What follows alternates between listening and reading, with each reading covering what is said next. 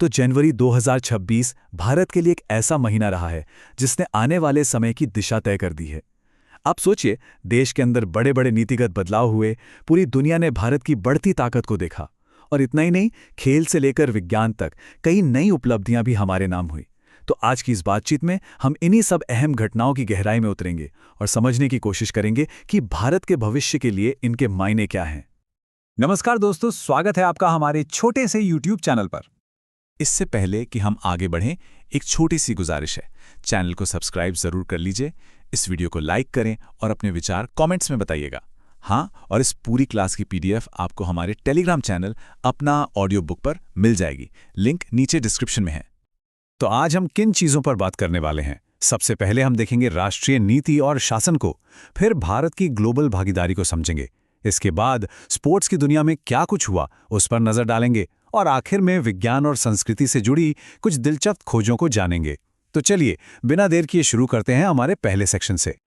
तो ये है हमारा पहला खंड, राष्ट्रीय नीति और शासन।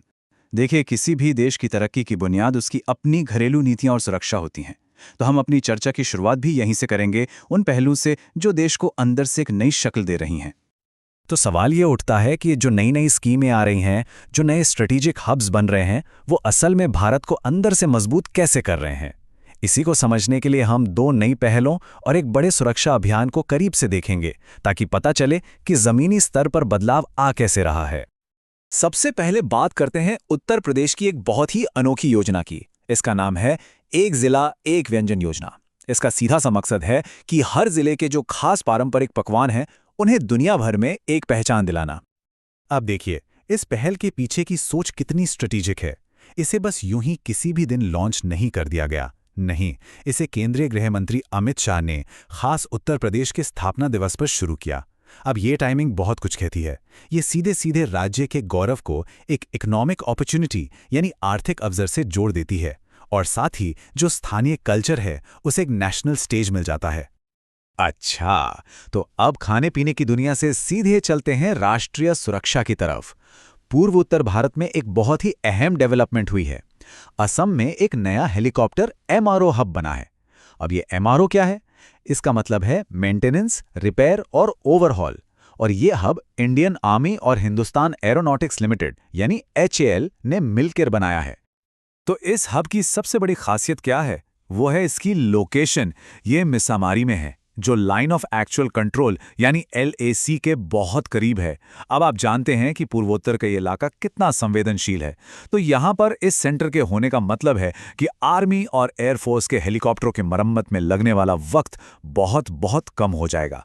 इससे उस जरूरी इलाके में हमारी सेना की तैयारी और क्षमता दोनों में जबरदस्त इजाफा होगा। चलिए अब आते हैं दूसरे खंड पर, भारत की वैश्विक भागीदारी।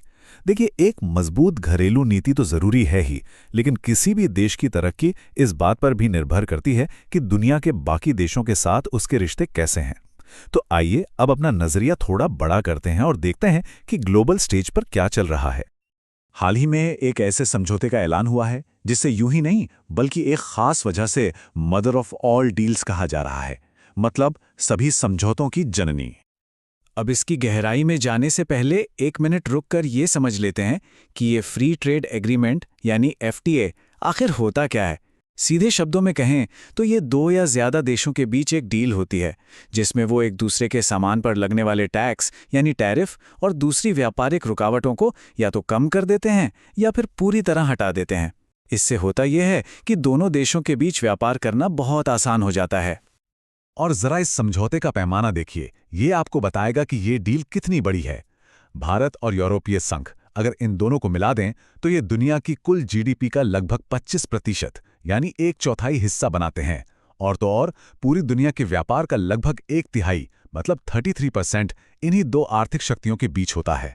तो आप अंदाजा लगा सकते हैं कि ये समझौता इन दो ताकतों को कितना करीब ले आएगा। इस समझौते का एक सबसे बड़ा और सीधा असर जो देखने को मिलेगा वो है यूरोप से आने वाली कारों पर। सोचिए, दशकों से भारत में यूरोपीय कारों पर 100% से भी ज्यादा का टैरिफ लगता था, जो हमेशा से एक बड़ा मुद्दा रहा है। लेकिन अब इस नए FTA के तहत इसे घटाकर सिर्फ 10% कर दिया गया है। ये एक बहुत बड़ा बदलाव है जो भारतीय ऑटोमोबाइल मार्केट को पूरी तरह से बदल सकता है। अब आते हैं हमारे तीसरे खंड पर, भारतीय खेल। चलिए अब अर्थव्यवस्था और कूटनीति से थोड़ा ब्रेक लेते हैं और खेल के मैदान का रुख करते हैं, जहां जनवरी का महीना जीत और नए रिकॉर्ड्स के नाम रहा। तो सवाल ये है कि हाल में जो ये उपलब्धियां हासिल हुई हैं, वो भारत के बदलते हुए खेल के माहौल के बारे में हमें क्या बताती हैं? हम दो बड़ी घटनाओं पर गौर करेंगे। एक तो है विंटर गेम्स, जो जमीनी स्तर के टैलेंट को सामने ला रहा है, और दूसरा है प्रोफेशनल क्रिकेट का एक ऐतिहासिक पल। शुरुआत करते हैं खेलो इंडिया विंटर गेम्स से। यह सरकार की एक बहुत ही शानदार पहल है, जिसका मकसद विंटर स्पोर्ट्स के टैलेंट को खोजना और बढ़ावा देना है। और इस बार जो हुआ वो इसका छठा संस्करण था। अब जरा पहले चरण की मिडिल टैली पर नजर डालिए। ये काफी दिलचस्प है। लद्दाख ने कुल मिलाकर 11 मेडल जीते, जो सबसे ज्यादा थे। लेकिन पहले नंबर पर रहा हरियाणा, जिसने सिर्फ 7 मेडल जीते। अब आप सोच रहे होंगे, ऐसा कैसे? ऐसा इसलिए क्योंकि इन खेलों में रैंकिंग का फैसला गोल्ड मेडल से होता है, और हरियाणा ने 4 गोल्ड मेडल जीते, जो किसी भी दूसरे राज्य से ज्यादा थे। इस इवेंट से जुड़ी कुछ और जरूरी बातें भी हैं जो आपको पता होनी चाहिए। जैसा मैंने बताया, ये छठा एडिशन था। इसका ऑफिशियल मास्कॉट था शनि, जो कि एक स्नो लेपर्ड यानी हिम तेंदुआ है। और सबसे खास बात, ये खेल 2 अलग-अलग जगहों पर हुए। लेह लद्दाख में आइस स्पोर्ट्स हुए और गुलमर्ग जम्मू कश्मीर में स्नो इवेंट्स का आयोजन किया गया। तो अब बर्फीली ढलानों से सीधा क्रिकेट के मैदान पर चलते हैं, जहां वुमेन्स प्रीमियर लीग यानी WPL में इतिहास रचा गया। इंग्लैंड के खिलाड़ी नेट साइवर ब्रंट ने एक ऐसा कारनामा कर दिखाया है जो हमेशा याद रखा जाएगा। वो WPL के इतिहास में सेंचुरी लगाने वाली पहली बल्लेबाज बन गईं। मुंबई इंडियंस की तरफ से खेलते हुए उन्होंने सिर्फ 57 गेंदों पर नाबाद 100 रन बना डाले। क्या शानदार पारी थी! और अब हम आ गए हैं अपने आखिरी खंड पर, विज्ञान, इतिहास और संस्कृति। इस सेक्शन में हम कुछ अलग-अलग लेकिन बहुत ही रोचक विषयों पर बात करेंगे, जो हमारे प्राचीन अतीत से लेकर मीडिया के विकास और प्रकृति के कुछ हैरान कर देने वाले अजूबों तक फैले हुए हैं। कर्नाटक में एक ऐसी पुरातात्विक खोज हुई है जो वाकई हैरान करने वाली है। कोटे वीरभद्रेश्वर मंदिर के पास नवपाषाण युग के कुछ अवशेष मिले हैं, जो करीब 4 से 5,000 साल पुराने हैं, जबकि वो मंदिर खुद चालुक्य काल में बना है, जो कि बहुत बाद का समय है। इस खोज से ये पता चलता है कि ये जगह हजारों सालों से इंसानी सभ्यता का एक अहम केंद्र रही है, और इसकी ऐतिहासिक और सांस्कृतिक जड़ें कितनी गहरी हैं। 29 जनवरी को भारतीय समाचार पत्र दिवस मनाया जाता है, लेकिन अक्सर लोग प्रेस से जुड़ी दूसरी तारीखों को लेकर कंफ्यूज हो जाते हैं। तो चलिए ये कंफ्यूजन दूर करते हैं। भारतीय समाचार पत्र दिवस भारत के पहले अखबार हिक्की के बंगाल गज़ेट की याद में मनाया जाता है। वहीं राष्ट्रीय प्रेस दिवस प्रेस काउंसिल ऑफ इंडिया की स्थापना के दिन मनाया जाता है। दोनों का महत्व अलग-अलग है। और आखिर में चलिए प्रकृति के एक ऐसे अजूबे से मिलते हैं जो विज्ञान के लिए भी एक पहेली है। मेडागास्कर के जंगलों में एक मकड़ी पाई जाती है, डार्विन की बार्क स्पाइडर। ये दुनिया का सबसे बड़ा जाला बुनने के लिए जानी जाती है, लेकिन इसकी सबसे हैरान करने वाली बात है इसके रेशम की ताकत।